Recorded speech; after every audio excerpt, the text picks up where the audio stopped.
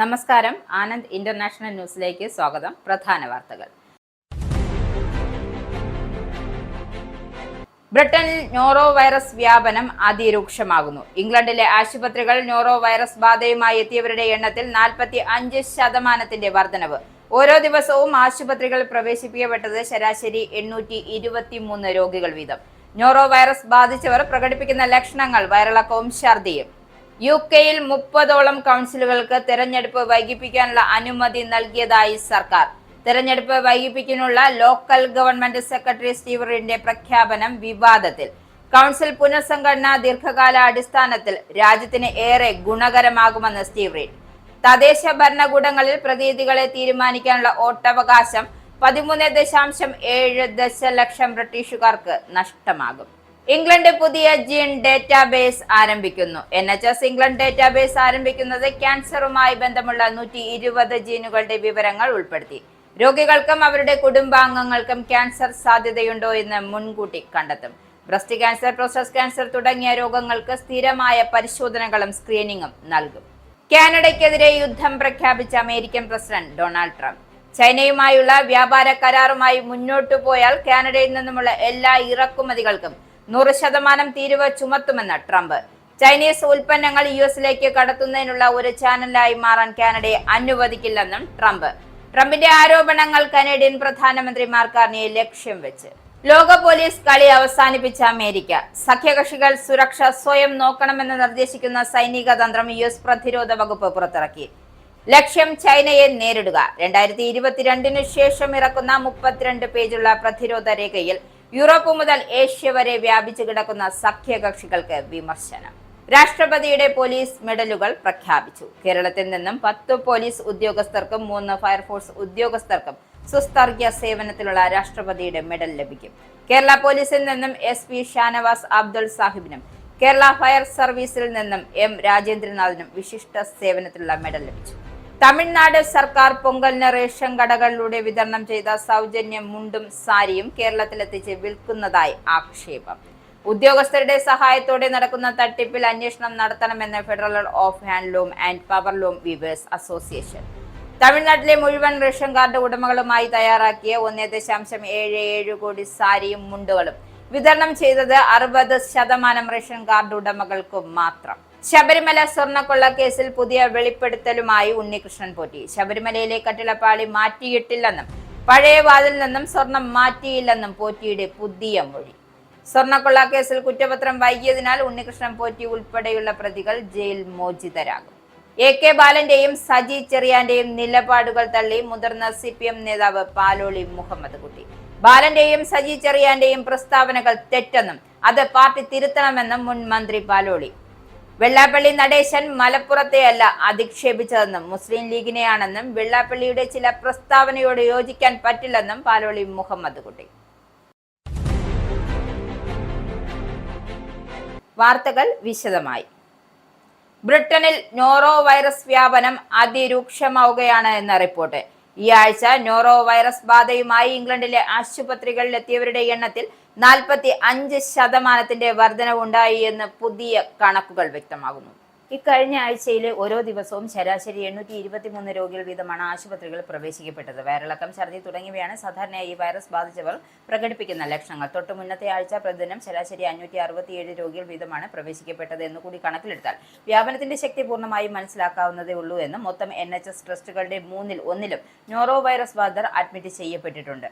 Hull university teaching ഹോസ്പിറ്റലാണ് ഏറ്റവും അധികം പേർ ചികിത്സയിലുള്ളത്. 105 പേരാണ് ഇവിടെ നോറോ വൈറസ് ബാധിച്ച് ചികിത്സയ്ക്കായി എത്തിയിട്ടുള്ളത്. തൊട്ടുപുറകെ 78 രോഗികൾ വീതം അഡ്മിറ്റ് ചെയ്ത ഹാംഷെയർ ഹോസ്പിറ്റലും സോമർസെറ്റ് ഹോസ്പിറ്റലുമുണ്ട്. ഇംഗ്ലണ്ടിലെ 66% NHS ട്രസ്റ്റുകളിലും നോറോ വൈറസ് കേസുകൾ റിപ്പോർട്ട് ചെയ്യപ്പെട്ടിട്ടുണ്ട്. അതിൽ 23 ട്രസ്റ്റുകൾ 10 അതിൽ താഴെയോ രോഗികൾ മാത്രമാണുള്ളത്. അതേസമയം ഫ്ലൂ ബാധിച്ച് ആശുപത്രികളിൽ എത്തുന്നവരുടെ എണ്ണത്തിൽ കഴിഞ്ഞ ആഴ്ച കുറവുണ്ടായിട്ടുണ്ട് എന്നും ഏകദേശം 8% കുറവാണ് ഇതിൽ കാണാനായത്. ഈ വർഷം തെരഞ്ഞെടുപ്പ് നടക്കേണ്ട 30ഓളം കൗൺസിലുകൾക്ക് തെരഞ്ഞെടുപ്പ് വൈകിപ്പിക്കാനുള്ള അനുമതി നൽകിയതായി സർക്കാർ സ്ഥിരീകരണം. ഏറെ വിവാദപരമായ ഈ വിവരം പ്രഖ്യാപിച്ച local government secretary Steve read ഇത്തരമൊരു നീക്കത്തെ ശക്തമായി പിന്തുണയ്ക്കുകയും ചെയ്തു. പതിറ്റാണ്ടുകൾക്കിടയിൽ ഒരിക്കൽ മാത്രമുണ്ടാകുന്ന തരത്തിലുള്ള കൗൺസിൽ പുനഃസംഘടന ദീർഘകാല അടിസ്ഥാനത്തിൽ രാജ്യത്തിന് ഏറെ ഗുണകരമാകുമെന്ന വാദമാണ് അദ്ദേഹം ഉയർത്തുന്നത്. ചുരുക്കത്തിൽ, തദ്ദേശ ഭരണകൂടങ്ങളിൽ തങ്ങളെ ആര് പ്രതിനിധീകരിക്കണമെന്ന് തീരുമാനിക്കാനുള്ള അവകാശം ഈ വർഷം 13.7 ദശലക്ഷം ബ്രിട്ടീഷുകാർക്ക് നഷ്ടമാവുകയാണ് എന്നും റീഫോം ഈ നടപടിക്കെതിരെ നിയമപരമായി നീങ്ങുന്നുണ്ട്. റിഫോം UK നൽകിയ പരാതി ഫയലിൽ സ്വീകരിച്ച ഹൈക്കോടതി ഫെബ്രുവരി അവസാനം വിചാരണ ആരംഭിക്കാനായി കേസ് മാറ്റിവെച്ചിട്ടുണ്ട്. അതുകൊണ്ട് തന്നെയാണ് കാലതാമസമില്ലാതെ തെരഞ്ഞെടുപ്പുകൾ നടക്കാനാകുമെന്ന സാധ്യത മുന്നിൽ തെളിയുന്നത്. ക്യാൻസറുമായി ബന്ധമുള്ള 120 ജീനുകളുടെ വിവരങ്ങൾ ഉൾപ്പെടുത്തിയ NHS ഇംഗ്ലണ്ട് പുതിയ ജീൻ ഡേറ്റാബേസ് ആരംഭിക്കുന്നു. രോഗികൾക്കും അവരുടെ കുടുംബാംഗങ്ങൾക്കും ക്യാൻസർ സാധ്യതയുണ്ടോ എന്ന് മുൻകൂട്ടി അറിയാൻ ഇതിലൂടെ സാധിക്കും. ജനിതക വിവരങ്ങൾ ഈ ഡേറ്റാബേസുമായി താരതമ്യം ചെയ്ത് ഉയർന്ന അപകട സാധ്യത ഉള്ളവരെ കണ്ടെത്താൻ സാധിക്കും എന്നാണ് പുറത്തുവരുന്ന വിവരങ്ങൾ സൂചിപ്പിക്കുന്നത്. അത്തരക്കാർക്ക് ബ്രസ്റ്റ് ക്യാൻസർ, പ്രോസ്റ്റേറ്റ് ക്യാൻസർ തുടങ്ങിയ രോഗങ്ങൾക്കായി സ്ഥിരമായി പരിശോധനകളും സ്ക്രീനിങ്ങും നൽകും. ജനിതക അപകട സാധ്യതയുള്ളവരെ പ്രത്യേക രജിസ്റ്ററിൽ ഉൾപ്പെടുത്തി വ്യക്തിഗത ചികിത്സയാണ് ലക്ഷ്യം വെക്കുന്നത് എന്നാണ് അറിയാൻ സാധിക്കുന്നത്. ചില രോഗികൾക്ക് പ്രത്യേക മരുന്നുകളോ ചികിത്സാ രീതികളോ കൂടുതൽ ഫലപ്രദമാണോ എന്നും പരിശോധിക്കും. ഇതിലൂടെ രോഗം തുടക്കത്തിലെ കണ്ടെത്താനും ശരിയായ ചികിത്സ നൽകാനും സാധിക്കുമെന്നും NHS പറയുന്നു. ഈ പദ്ധതിയുടെ ക്യാൻസർ പ്രതിരോധത്തിനും ചികിത്സ മെച്ചപ്പെടുത്തുന്നതിനുമായി തയ്യാറാക്കിയ 10 വർഷത്തെ പദ്ധതിയുടെ ഭാഗമായാണ് കണക്കാക്കുന്നത്. ജീവൻ രക്ഷിക്കുന്ന ജീവൻ മാറ്റുന്ന പദ്ധതി എന്നാണ് ആരോഗ്യ സെക്രട്ടറി വെസ്ട്രിങ് ഇതിനെ വിശേഷിപ്പിച്ചത്. ഒരാളുടെ ജനിതക ഘടന മാറ്റാൻ കഴിയില്ലെങ്കിലും അതിന്റെ വിവരങ്ങൾ ശരിയായി ഉപയോഗിക്കാമെന്നും അദ്ദേഹം പറഞ്ഞു. മുൻപ് ലിഞ്ച് സിൻഡ്രോം ഡേറ്റാബേസ് വഴിയാണ് ആയിരക്കണക്കിന് ആളുകൾക്ക് നേരത്തെ പരിശോധനയും ചികിത്സയും ലഭിച്ചതായും NHS വ്യക്തമാക്കി. പുതിയ ഡേറ്റാബേസ് കർശനമായ സുരക്ഷയും രഹസ്യത്വവും ഉറപ്പാക്കുമെന്നും അധികൃതർ കൂട്ടിച്ചേർത്തു. UKയിലെ പ്രമുഖ ഊർജ്ജദാതാക്കളിലൊന്നായ OVO അവരുടെ 11,000-ലധികം ഉപഭോക്താക്കൾക്ക് നഷ്ടപരിഹാരം നൽകും. രാജ്യത്തെ 4ാമത്തെ വലിയ വൈദ്യുത വിതരണ കമ്പനിയായ OVO വാം ഹോം ഡിസ്കൗണ്ട് പേ പേയ്മെന്റുകൾ നടത്തുന്നതിൽ 19 മാസം വരെ കാലതാമസം വരുത്തിയിരുന്നു. ഇതേ തുടർന്നായിരുന്നു 2.7 മില്യൺ പൗണ്ടിന്റെ നഷ്ടപരിഹാരം നൽകാൻ റെഗുലേറ്ററായ ഓഫ്ജം ഉത്തരവിട്ടത്. ഇതനുസരിച്ച് ഒരു കുടുംബത്തിന് ചുരുങ്ങിയത് 150 പൗണ്ടെങ്കിലും നഷ്ടപരിഹാരമായി ലഭിക്കും. ഈ പിഴവ് മൂലം ദുരിതം അനുഭവിക്കേണ്ടി വന്ന 11,646 ഉപഭോക്താക്കൾക്ക് ഈ തുക നേരിട്ട് അയച്ചു കൊടുക്കും. അതേസമയം ആരോഗ്യ പ്രശ്നങ്ങൾ അലട്ടുന്നവർ എന്ന് കണ്ടെത്തിയ മറ്റ് 4,066 ഉപഭോക്താക്കൾക്ക് മറ്റൊരു 150 പൗണ്ട് കൂടി അധികമായി ലഭിക്കും. അതിനു പുറമെ 2024 മാർച്ച് 31-നും മെയ് 31-നും ഇടയിൽ പ്രീപേയ്മെന്റ് മീറ്റർ ടോപ്പപ്പ് ചെയ്യാൻ പണമില്ലാത്തതിനാൽ വൈദ്യുതി വിതരണം തടസ്സപ്പെട്ടവർക്ക് മറ്റൊരു 100 പൗണ്ട് കൂടി അധികമായി ലഭിക്കും. UKയിൽ വർഷങ്ങളായി തുടരുന്ന ക്യാമറകളിലെ പിഴവ് പുറത്തു വന്നതോടെ നിയമലംഘനത്തിന് തെറ്റായി പിഴ ചുമത്തപ്പെട്ട ആയിരക്കണക്കിന് മോട്ടോർ വാഹന ഉടമകൾക്ക് അവർ അടച്ച പിഴ തിരികെ ലഭിക്കും. മാത്രമല്ല, അവർ കുറ്റവിമുക്തരാവുകയും ചെയ്യും.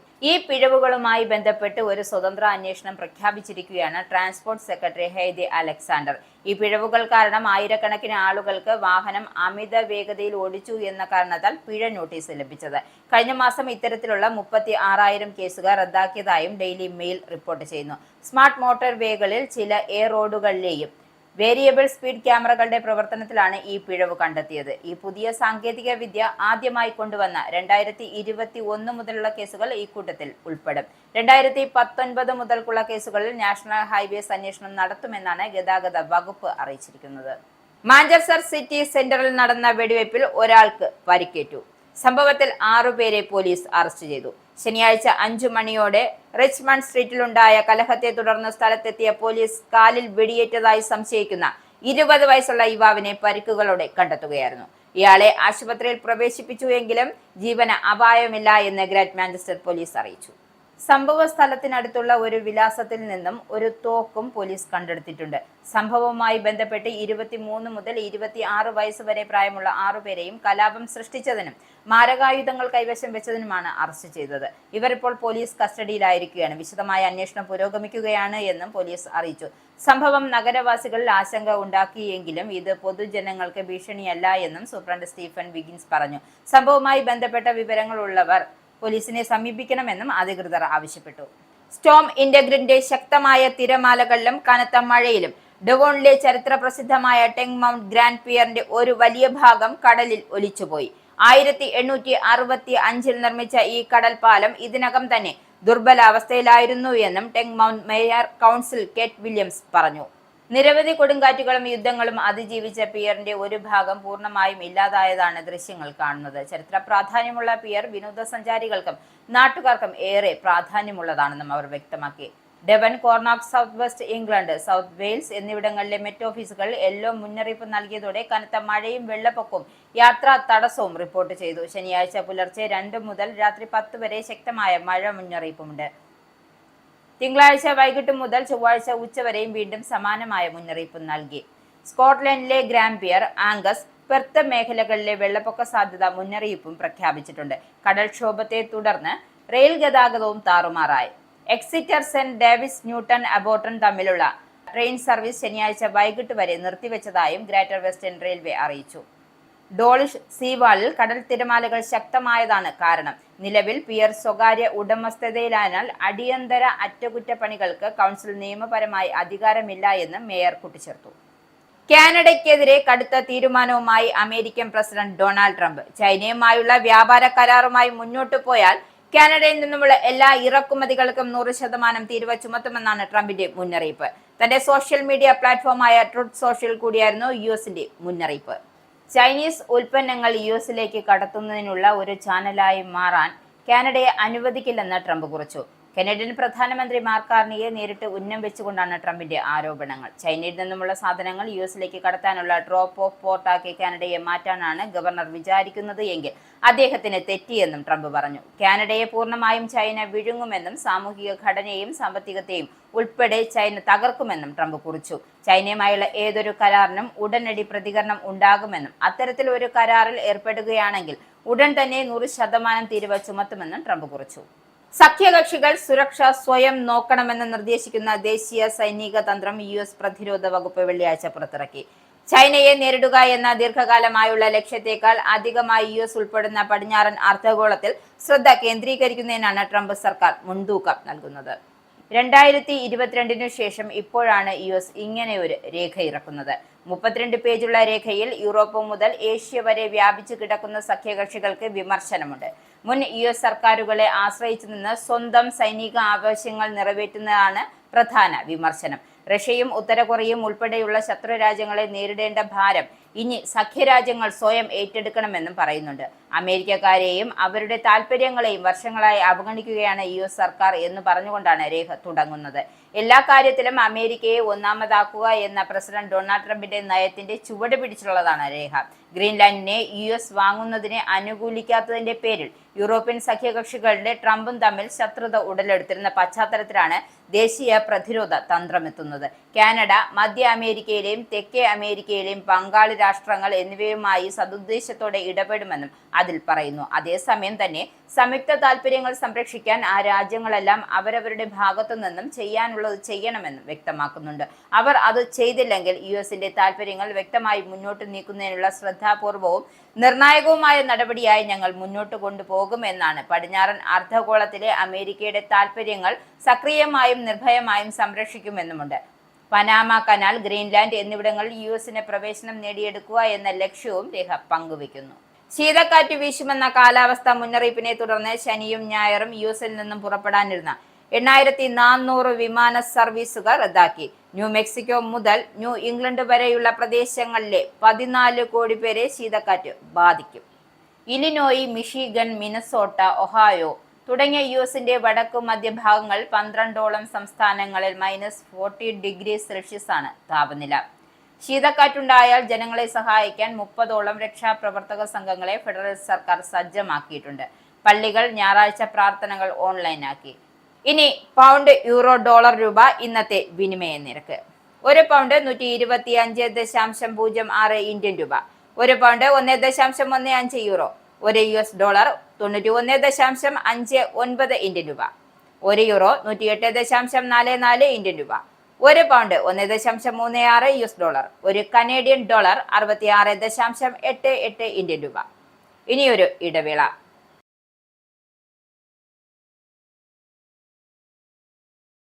വീണ്ടും വാർത്തകളിലേക്ക്. രാഷ്ട്രപതിയുടെ പോലീസ് മെഡലുകൾ പ്രഖ്യാപിച്ചു. കേരളത്തിൽ നിന്നും 10 പോലീസ് ഉദ്യോഗസ്ഥർക്കും 3 ഫയർഫോഴ്സ് ഉദ്യോഗസ്ഥർക്കും സുസ്ഥർഗ്യ സേവനത്തിനുള്ള രാഷ്ട്രപതിയുടെ മെഡൽ. പോലീസിൽ നിന്നും ഫയർഫോഴ്സിൽ നിന്നും ഒരാൾക്ക് വീതവും വിശിഷ്ട സേവനത്തിനുള്ള രാഷ്ട്രപതിയുടെ മെഡൽ ലഭിച്ചു. കേരള പോലീസിൽ നിന്നും SP ഷാനവാസ് അബ്ദുൾ സാഹിബിന് വിശിഷ്ട സേവനത്തിനുള്ള മെഡൽ ലഭിച്ചു. കേരള ഫയർ സർവീസിൽ നിന്നും M രാജേന്ദ്രനാഥിന് വിശിഷ്ട സേവനത്തിനുള്ള മെഡൽ ലഭിച്ചിട്ടുണ്ട്. കേന്ദ്ര ആഭ്യന്തര മന്ത്രാലയത്തിലെ ജോയിന്റ് ഡയറക്ടർമാരായ IB റാണി, KV ശ്രീജേഷ് എന്നിവർക്ക് വിശിഷ്ട സേവനത്തിനുള്ള മെഡൽ ലഭിച്ചു.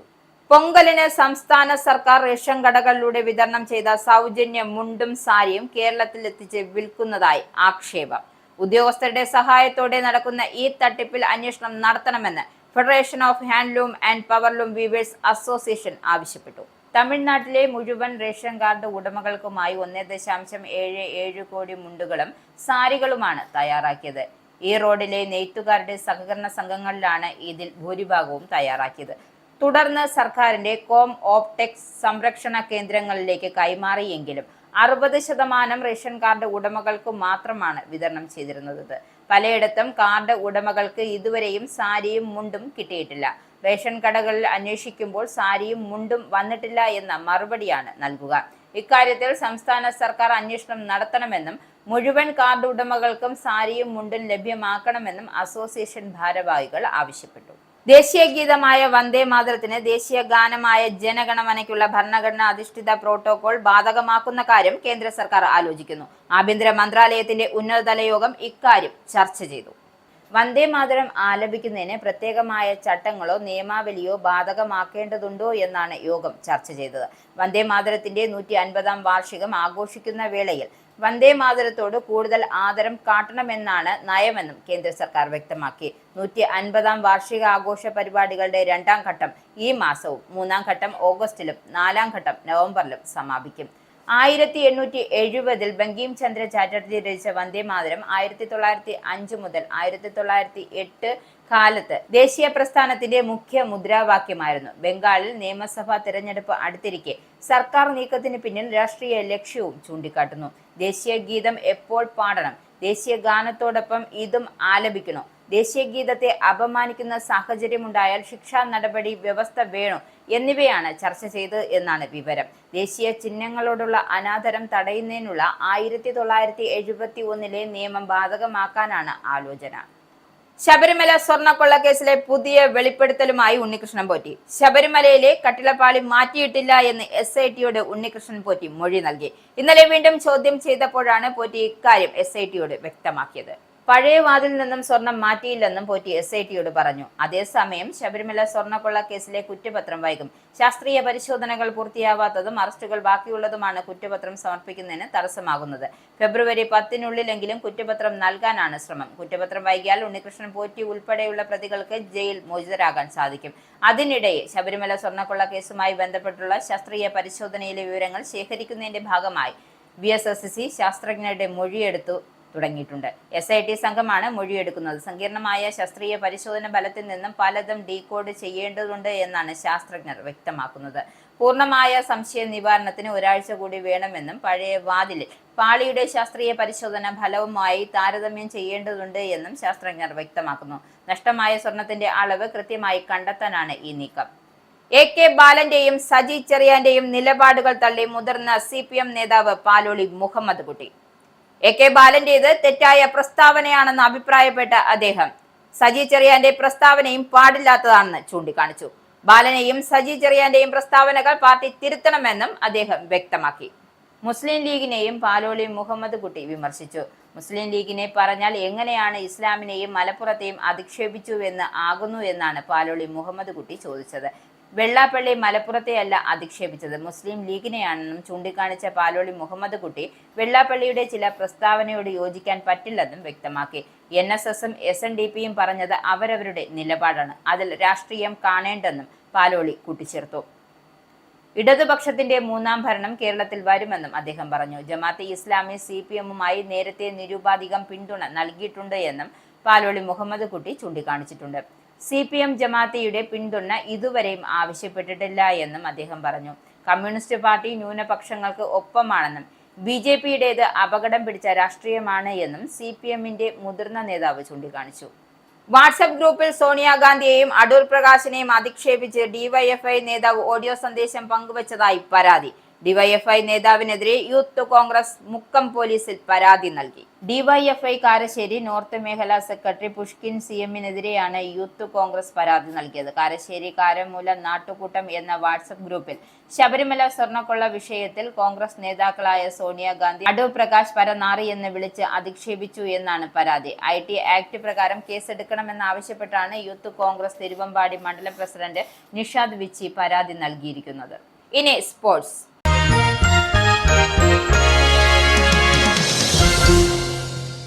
വനിതാ പ്രീമിയർ ലീഗിൽ സീസണിലെ ആദ്യ തോൽവി ഏറ്റുവാങ്ങിയ റോയൽ ചലഞ്ചേഴ്സ് ബംഗളൂരു. ഡൽഹിയോട് 7 വിക്കറ്റിന്റെ തോൽവിയാണ് RCB ഏറ്റുവാങ്ങിയത്.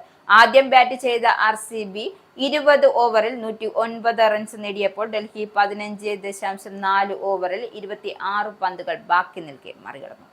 ഡൽഹിക്ക് വേണ്ടി ലോറ വോൾവാർഡ് പുറത്താകാതെ 45 റൺസ് നേടി. ക്യാപ്റ്റൻ ജെമീമി റോഡ്രിഗസ് 24 റൺസ് നേടി. നേരത്തെ ആദ്യം ബാറ്റ് ചെയ്ത RCBക്ക് വേണ്ടി സ്മൃതി മന്ദാന 38 റൺസ് നേടി. മറ്റാർക്കും തിളങ്ങാനായില്ല. ഡൽഹിക്ക് വേണ്ടി നന്ദിനി ശർമ്മ 3 വിക്കറ്റും ഹെൻറി ക്യാപ്പ്, മലയാളി താരം മിന്നുമണി എന്നിവർ 2 വിക്കറ്റ് വീതവും നേടി. സീസണിൽ 6 മത്സരങ്ങൾ കളിച്ച RCBയുടെ ആദ്യത്തെ തോൽവിയാണിത്. 5 ജയങ്ങളിലുമായി 10 പോയിന്റുള്ള RCB തന്നെയാണ് പോയിന്റ് പട്ടികയിൽ ഒന്നാമതുള്ളത്. 5 മത്സരങ്ങളിൽ നിന്നും 2ാം ജയം നേടിയ ഡൽഹി 4 പോയിന്റുമായി 4ാം സ്ഥാനത്താണ്. പ്രധാന വാർത്തകൾ ഒരിക്കൽ കൂടി. ബ്രിട്ടനിൽ നോറോ വൈറസ് വ്യാപനം അതിരൂക്ഷമാകുന്നു. ഇംഗ്ലണ്ടിലെ ആശുപത്രികൾ നോറോ വൈറസ് ബാധയുമായി എത്തിയവരുടെ എണ്ണത്തിൽ 45% വർധനവ്. ഓരോ ദിവസവും ആശുപത്രികൾ പ്രവേശിപ്പിക്കപ്പെട്ടത് ശരാശരി 823 രോഗികൾ വീതം. നോറോ വൈറസ് ബാധിച്ചവർ പ്രകടിപ്പിക്കുന്ന ലക്ഷണങ്ങൾ വയറിളക്കവും ഛർദിയും. UK-യിൽ 30ഓളം കൗൺസിലുകൾക്ക് തെരഞ്ഞെടുപ്പ് വൈകിപ്പിക്കാനുള്ള അനുമതി നൽകിയതായി സർക്കാർ. തെരഞ്ഞെടുപ്പ് വൈകിപ്പിക്കാനുള്ള ലോക്കൽ ഗവൺമെന്റ് സെക്രട്ടറി സ്റ്റീവ് റീഡിന്റെ പ്രഖ്യാപനം വിവാദത്തിൽ. കൗൺസിൽ പുനഃസംഘടന ദീർഘകാല അടിസ്ഥാനത്തിൽ രാജ്യത്തിന് ഏറെ ഗുണകരമാകുമെന്ന് സ്റ്റീവ് റീഡ്. തദ്ദേശ ഭരണകൂടങ്ങളിൽ പ്രതിനിധികളെ തീരുമാനിക്കാനുള്ള വോട്ടവകാശം 13.7 ദശലക്ഷം ബ്രിട്ടീഷുകാർക്ക് നഷ്ടമാകും. ഇംഗ്ലണ്ട് പുതിയ ജീൻ ഡേറ്റാബേസ് ആരംഭിക്കുന്നു. NHS ഇംഗ്ലണ്ട് ഡേറ്റാബേസ് ആരംഭിക്കുന്നത് ക്യാൻസറുമായി ബന്ധമുള്ള 120 ജീനുകളുടെ വിവരങ്ങൾ ഉൾപ്പെടുത്തി.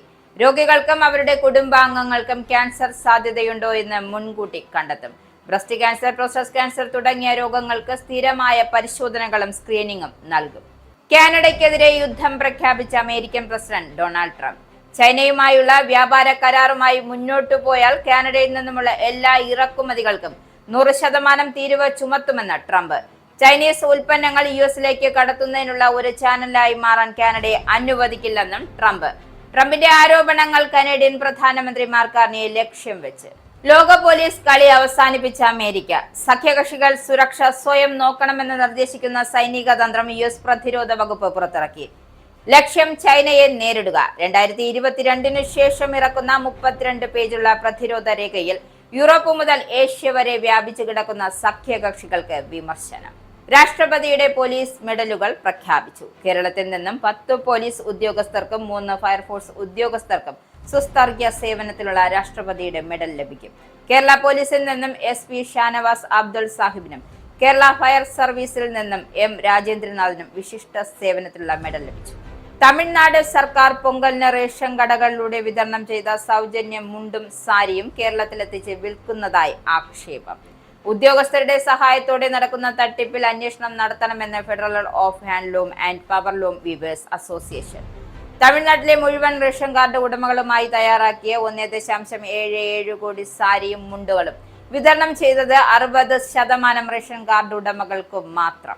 ശബരിമല സ്വർണ്ണക്കൊള്ള കേസിൽ പുതിയ വെളിപ്പെടുത്തലുമായി ഉണ്ണികൃഷ്ണൻ പോറ്റി. ശബരിമലയിലെ കട്ടിളപ്പാളി മാറ്റിയിട്ടില്ലെന്നും പഴയ വാതിൽ നിന്നും സ്വർണം മാറ്റിയില്ലെന്നും പോറ്റിയുടെ പുതിയ മൊഴി.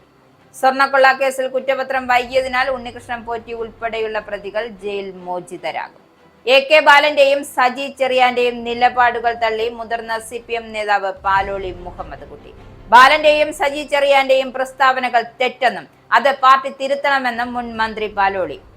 വെള്ളാപ്പള്ളി നടേശൻ മലപ്പുറത്തെയല്ല അധിക്ഷേപിച്ചതെന്നും മുസ്ലിം ലീഗിനെയാണെന്നും വെള്ളാപ്പള്ളിയുടെ ചില പ്രസ്താവനയോട് യോജിക്കാൻ പറ്റില്ലെന്നും പാലോളി മുഹമ്മദ് കുട്ടി.